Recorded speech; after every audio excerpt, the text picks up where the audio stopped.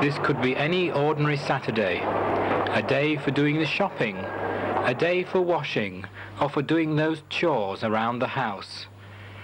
However, for some, this particular day of the week has a different significance, for it is the day before the annual vintage car rally. Go on.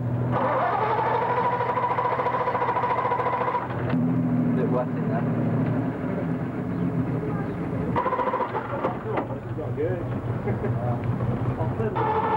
What's your cup? Yeah. Crossley car, were they made locally? Yeah, they're made in Manchester, up to about the late 30s, early 40s.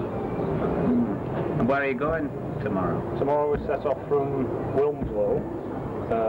We go a 60-mile journey around Cheshire and end up at the classic car show at Oulton Park. There's a bit. Yeah. We should feel it go.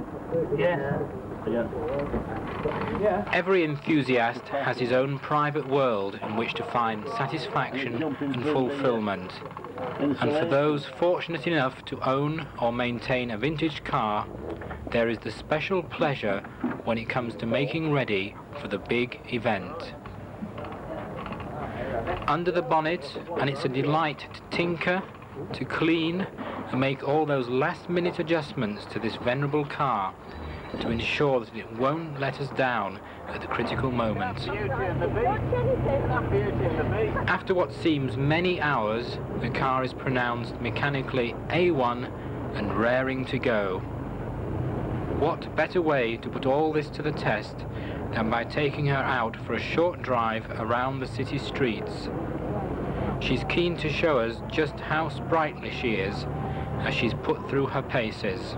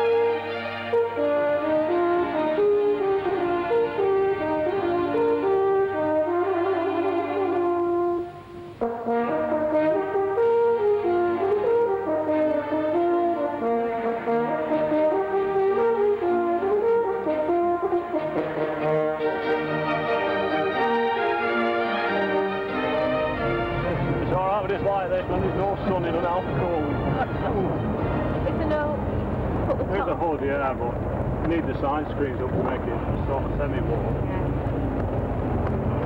Is there a heater in? Yeah, the heat from the engine blowing through. Very sophisticated. Yeah. Sunday morning dawned bright and clear. A beautiful day was in prospect. The normally quiet centre of Wilmslow buzzed with anticipation. The car park of Sainsbury's was chosen as the gathering point for the start of the vintage car rally to Oulton Park. Even by 8:30, entrants were arriving in a steady stream. Naturally, the event was a magnet, for the many onlookers and the beautiful weather justified the early turnout, instead of perhaps spending that extra hour in bed.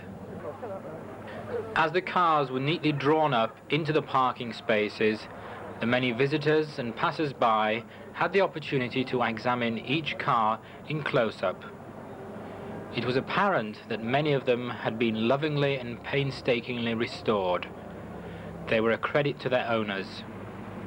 In contrast, there were one or two vehicles attending the rally which you could only be said of, with a little understatement, that they were in need of some kind of restoration.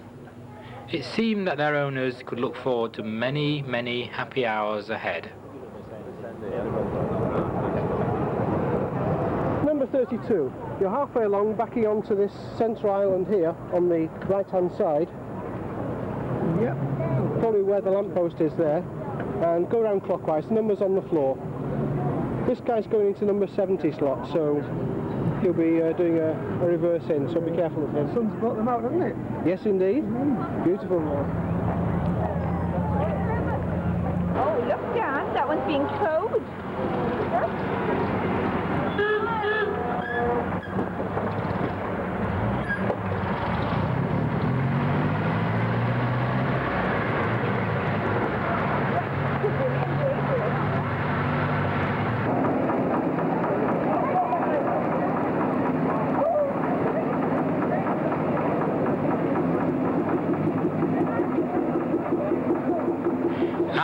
As 9:30 approached, the cars were called up one by one to start the timed rally from Wilmslow.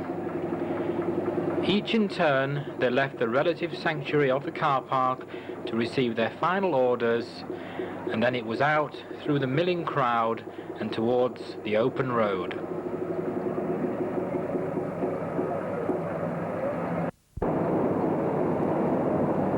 Once out on the open road, the cars picked up to quite a respectable speed, considering some of the vehicles involved. The route was carefully selected to make the most of the wide network of B roads that crisscross the region.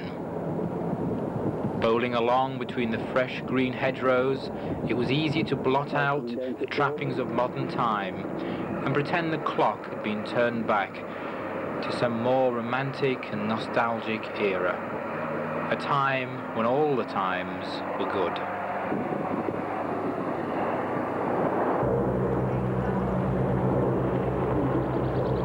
However, reality soon intervened as the cars reached the various checkpoints along the route, and we were brought back to the end of the 1980s.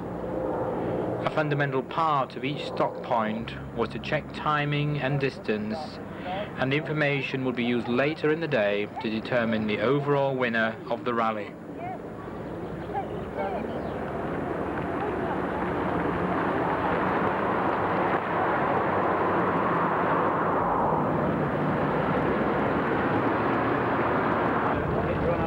By midday, most of the cars were safely within the confines of Oulton Park in Cheshire. Drawn up in great long lines, they made an impressive sight. The venue was also a great draw for all the dealers and merchants involved in the trade.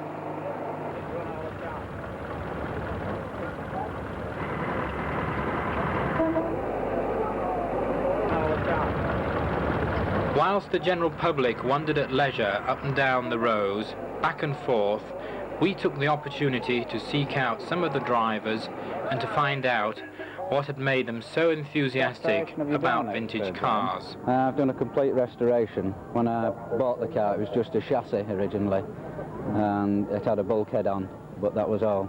I've since had to completely rebuild the body at the back and recondition all the engine mechanics and rebuild the rest of the electrics, replace pistons, brake shoes, and then get it in the condition it's in now, adding trims as going along. What sort of value do you put on the car now? A car like this, it's hard to value. It's more or less what somebody's prepared to pay at the time that they're selling.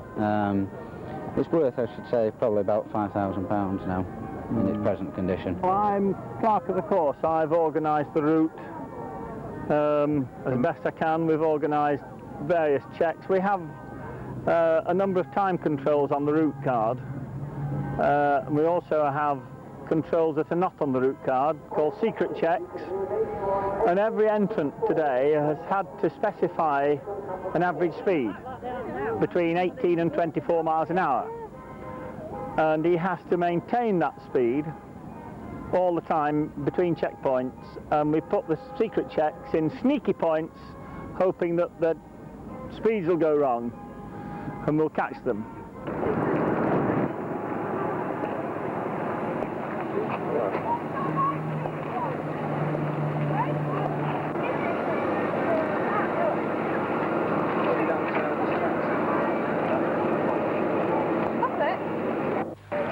And, as was to be expected, there was often a good tale to tell concerning the history of their particular car. I was speaking to Roger Pickard here, and what sort of restoration have you done on this car, Roger? Well, when I bought it, it looked very nice, but in fact it had been in William Arnold's showroom for years and years. So when we got it started, it vibrates so badly, all the filler fell out, so it's had a sort of piebald car all of a sudden. So that wasn't very good news. But since then I've had a bump or two, and so yes, it's been done up some since then. Have you done restoration on the engine? Overhaul, not restoration really. There's not much you can do. You see, if something wears out, then you have to make a new bit. But this, although this engine isn't the one that came with the car, the one that came with the car it actually had a bent conrod, so I keep that for a spare. Well, it's the original anyway, and this one's built up of lots of pieces that I got from various places. Same sort of date, but actually bits. Into Tom Sharple's here today. Could you tell us a bit about the history of the car, Tom? Well, I can tell you as far back as I can go. When I bought it, it was pretty rough. I bought it at an auction in London for £4,900. It was pretty rough. And I spoke to a previous owner. He'd researched it a bit, and it was found on an airfield after the war in diesel form, with a diesel engine fitted, and somebody's got the bits together and got it right back to its present state. Like. The body on it is a twin cam sunbeam body. It's very near to the Lagonda shape, but not quite, you know. And the sunbeam twin cam, they're a little bit sought after these days, more so than a Lagonda, really. What sort of restoration have you done on it? Well, everything. Yeah, right up from ground up. Over the last 10 years, never been off the road for a long spell, just done a little bit every year. Do you use it daily, or...? No, I just use it. It's taxed throughout the year, but we only use it when the sun shines. And have you travelled far to get here today? We've come from Preston today. Preston. We had to go to Wilmslow to start the rally this morning. And what sort of miles per gallon do you get out of the car? Oh, it does about 15 to the gallon maximum. Yeah.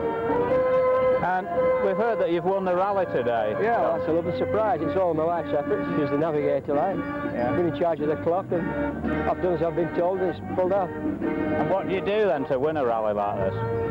Well, it's a timed event. You lose a point either a minute early or late at a certain checkpoint, and there's been 6 stopping checkpoints and 3 secret checkpoints. So you've had to keep at the right place at the right time, you know.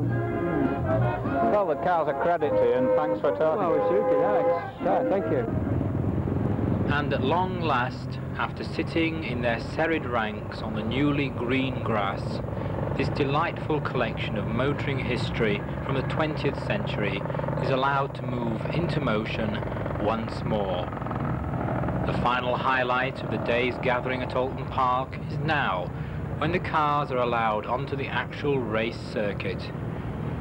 As the cavalcade sweeps past the assembled crowds lining the edge of the circuit, this seemingly never-ending sea of gleaming and glinting metal looks most graceful.